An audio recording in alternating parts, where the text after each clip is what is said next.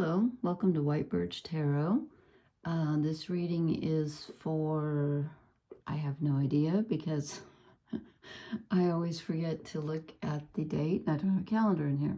Okay, I think today was the 6th. I'm doing this late at night, early morning. I think this is the 7th of January.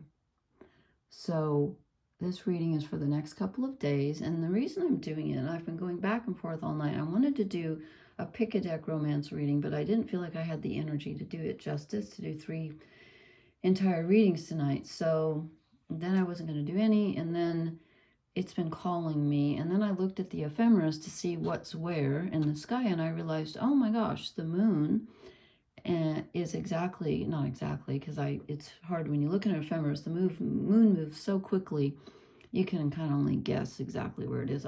Maybe there's a way, if anybody knows how to tell exactly where it is at any given moment, I would love to know that. But it's approximately where it was when I was born, and Venus is where it was when I was born, and they're like 9 degrees apart. So I thought, no wonder I wanted to do a romance reading.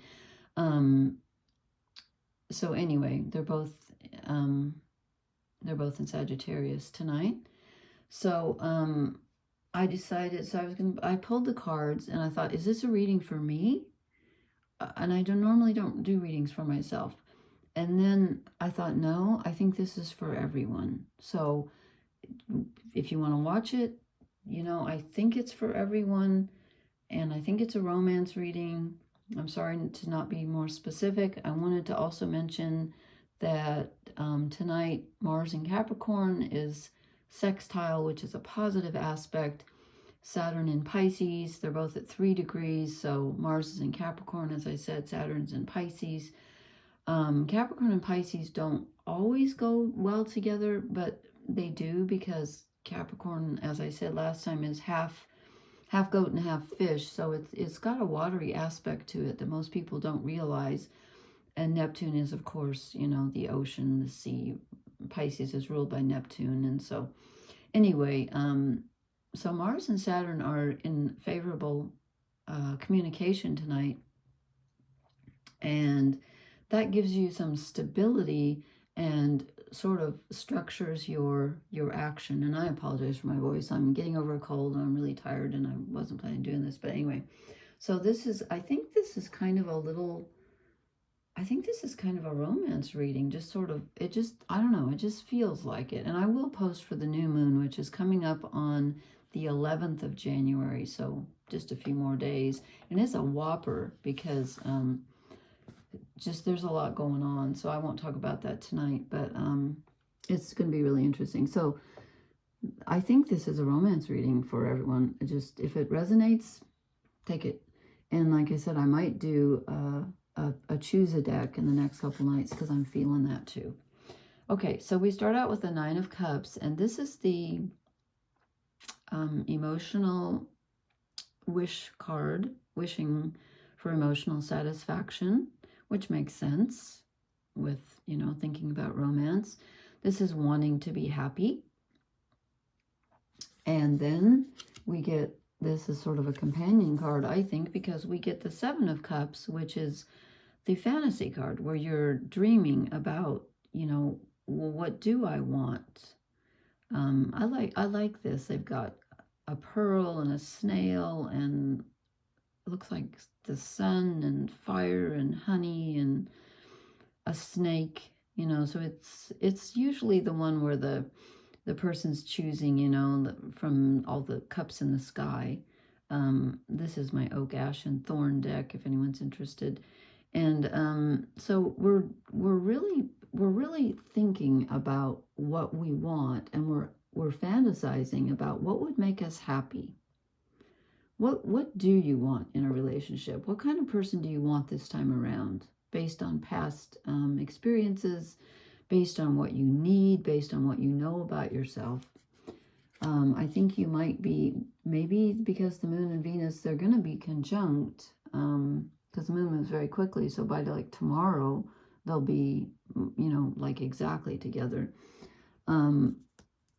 So maybe we're all thinking about romance. I don't know. Just relationship too. It doesn't have to be romance, because, you know, the moon rules childhood, memories, emotion, and Venus rules our relationships and what we love, what we love. So it doesn't have to be romance. Could be all kinds of relationships. And then we get the Empress, which is Venus. This is, there's her symbol right there. There's Venus, and there's a heart. I like these cards. I think they're pretty. So we are definitely thinking about relationships, and I love the way they've made this stump into a throne. That's really cute. We're thinking about ways in which we can not only get what we want, but ways in which we can keep it and control it and not let it slip out of our grasp, not lose it. You know, you might be a little hesitant thinking, yeah, well, that didn't work out so well last time. Do I want to try again? But you do. Okay, now here's the weird thing. So those 3 cards came out and they're all really positive. Then the bottom row showed up and I'm like, uh-oh. It's almost like a shadow, like this is the top row, what we want, and this is the shadow row of what we fear. Because I don't think this is coming. I think this is like a mirror reading where the bottom card is mirroring. I think this is what we fear. So we get the Page of Swords. There's a crow or a raven or whatever. The Page of Swords in reverse. So there's a miscommunication. There's some hurtful, I'm feeling very hurtful energy that you're thinking about a relationship in the past where someone hurt you. It could even have been unintentionally, that they were very immature with their words and their thoughts, and they did something so hurtful to you that you're just astounded at their immaturity, and you just don't want to go through that again. Or you might even be thinking about this person that did it. They may have crossed your mind in the last few days. I don't know. And then we get the 3 of Hearts. I'm sorry, the 3 of Swords, which is usually piercing a heart. And this is the Heartbreak card. So whatever this person said to you, it's not like they didn't divorce you. They didn't, you know, beat you up. They didn't do anything like that cruel, but it was with words and thoughts, like so thoughtless that it really, really, really broke your heart. And this person has been coming to mind, or this could be happening now. I don't know why I'm kind of feeling like, since this is a mirror reading, it might not be happening now. I hope it's not, for your sake. I think it's something in the past, actually, that you need to let go of. And here's why. Because the next card is the Devil. And this is about attachments. This is about things that we can't let go of. So whatever happened before in this relationship where someone literally broke your heart, when I say literally, I mean, you know, your heart doesn't literally break, although it feels like it. They did break your heart emotionally with their thoughtlessness, their callousness. And again, I don't think they were like intentionally cruel. I think they were thoughtless and immature. But anyway, that's just my feeling. You're having trouble letting go of that, and it could be holding you back. And you need to ask yourself, why are you clinging to this energy when this could be something that happened in the past? And I think it is. I'm not sure, but I think it is. Why are you clinging to it? Are you letting it stop you? Or are you simply holding on because it feels, sometimes, you know, sometimes it can feel good to feel bad. Okay, what do I mean by that? Like, it's almost like there's almost a masochistic feeling to this reading. Like you're imagining what you want, and you know you deserve something really good. You know you're the Empress, whether you're male or female. You know that your heart is your own, and you know what you want, by gosh, and you're going to get it. You're like, yeah, I know what I want and what I deserve. Then why does this energy plague me? Where I'm allowing someone else's immature thoughts and their hurtful words to still be bothering me. So you need to ask yourself, is it lack of self-esteem? Does it feel good to hold a grudge against someone? There's a reason you're holding on to this, and you need to ask yourself why, because it's going to block you from getting what you want if you can't let go of it. So I don't know why that can't, that's just what's coming up. Then I drew this for the overall energy reading, and this is positive, thank goodness. We get the Ace of Pentacles. So here's some grounding energy. This is, I said Mars and Saturn are in good communication tonight. And Mars is in Capricorn, which is nice and stable and steady. And did I mention before that, I hope I did. Sorry, something just fell in my eye.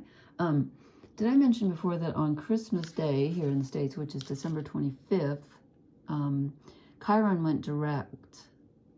It's at like 15 degrees of Aries. It went direct. So finally, whatever we've been experiencing and thinking about from the past, we are finally going to get a chance to move that into a healing phase. Now the healing begins. We were kind of immersed in a retroactive stew where we were literally stewing about something. I don't know if you use that expression where you are, but my mom always used to say that, you know, she'd say, I can't stop stewing about this. And it means you're just like letting yourself relive painful moments, or just like your thoughts going around that you can't let go of. But this is the Ace of Pentacles, and this is a very solid foundation to start with. It's beginning energy, but it's positive. So if you can ask yourself, why do I keep going back to this hurt from the past? I'm assuming it's from the past, and it could be the present. Why do I keep going back there? Am I afraid that if I get involved with someone, that's going to happen again? Am I letting that affect my self-esteem? I think perhaps you are. It just kind of feels that way. Like it's really, someone affected you very deeply when they hurt you, and you're letting that influence your desire. Like you think, oh, I can't possibly get what I desire because that happened to me, so I must be this, or I guess I don't deserve it, or whatever. Okay, so that's what I get. Let me pick a couple of oracle cards just for fun. And again, I you know, this was just a spur of the moment, but I just really felt it. Oh, I hate this card. I don't like this card, and I don't know exactly why I don't like it, but I don't like it. There's something about this card that really irritates me.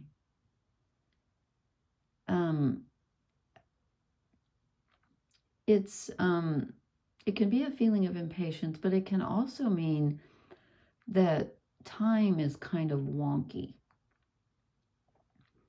That the past and the present and the future can be blurred, and there can be no boundary between them. So you're thinking about what you want in the future, and all of a sudden this energy from the past comes up, and you're like, why am I thinking about this person? Okay, so that's time. I have a love-hate relationship with time. Most, you know, one of my favorite David Bowie songs is Time. Those of you who listen to Bowie will know that. Time, he's waiting in the wings. He speaks of senseless things. His script is you and me, boy. And I love that line where he says, and I won't sing it with this croaky voice, but he sings, you know, I look at my watch, it says 9:25, and I think, oh God, I'm still alive. We should be on by now. Yeah, that's kind of what we're thinking here.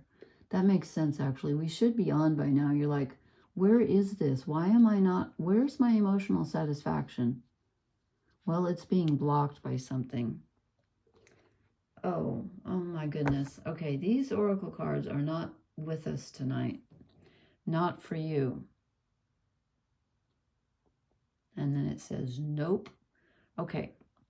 What I'm getting, and look, we have two sides facing off. We have the light and the dark, just like we have this top row, which is very positive, and then we have this undercurrent, this underbelly of shadow cards. And I think what this is telling us is that it's not doing you any good to go back in the past and dwell on things you can't change, on people who have hurt you, forget about it, because it can literally block. It can, the word stalemate comes to mind. You're at a stalemate.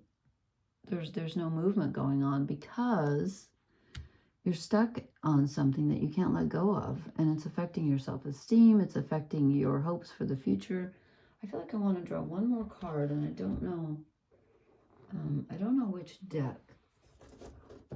Okay, we're going serious here, because I feel like this is kind of a spiritual, to borrow Gemma's, I don't want to steal from Gemstone Tarot, but she uses the phrase spiritual big job. And this was just calling me tonight. And I don't use these cards very often because I don't have a book for them. I draw this card every time. There's so many cards in this deck I've never pulled. And I keep getting this one, the Forest. These are the, are these Kim Krantz or Carolyn Mace?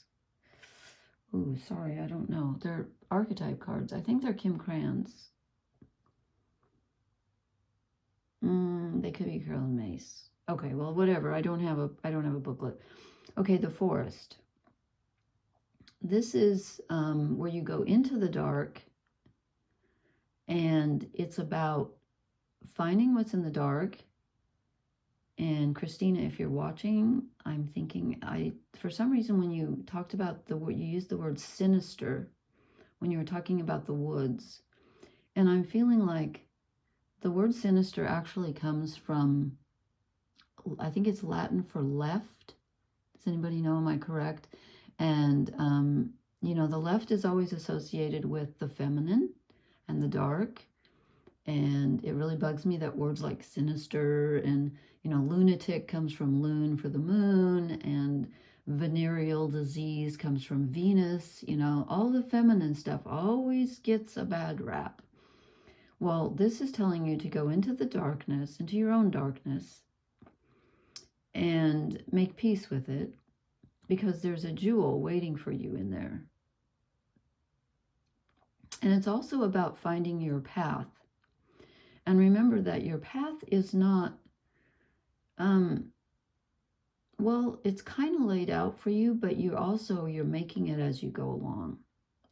I mean, I fully believe that some things in life are destined because I've experienced them, and I just know that they were. But I also know that, you know, we have to take the steps. We have to make the choices. And sometimes there are opportunities that we pass up. So it's a mixture of fate and free will. This is telling you to go into your own darkness and find the path that is best for you, that maybe already has been laid out for you, but you've got to choose it. You've got to have the guts to walk it. Okay? All right. So this just, you know, just came out. So I hope this makes sense to someone. It kind of does to me. And I will post for the new moon, which comes up on the 11th, January 11th. So everyone have a good day whenever you watch this. Good day, good evening, good night, whatever. Blessings to everyone. Thank you so much for watching. Please hit the like, share, and subscribe buttons. I'm goofy tonight. What else is new? And I will talk to you later. Thank you.